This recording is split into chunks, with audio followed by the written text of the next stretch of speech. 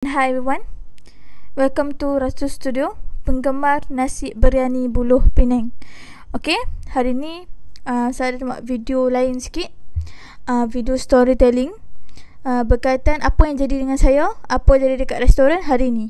Okay, sebenarnya saya dah lama nak buat video ni, tapi terkendala, jadi saya teruskan je dengan jalan cerita.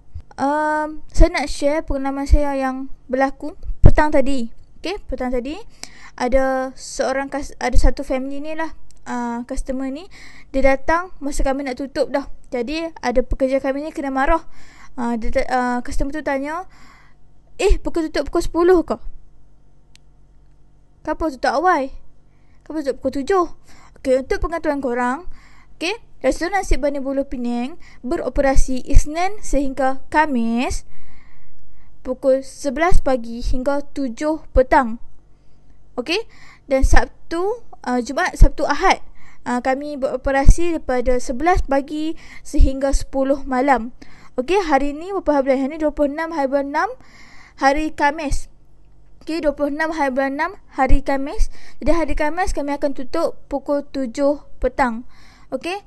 Bila perkara ni berlaku, bila pekerja kami kena marah sebab tutup awal, saya mohon untuk customer faham waktu operasi dan memahami yang kami ni pun bekerja, kami pun kena ikut waktu kerja.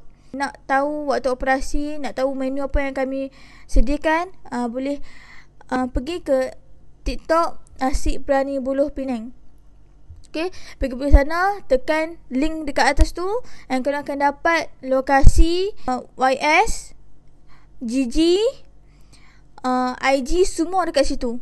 Okay, kita orang akan update setiap hari. Okay, waktu operasi kita orang akan update setiap hari. Jadi janganlah ringan-ringankanlah jari anda untuk tekan dekat situ untuk tengok kedai ni buka pukul berapa, kedai ni tutup pukul berapa. Okay, terima kasih.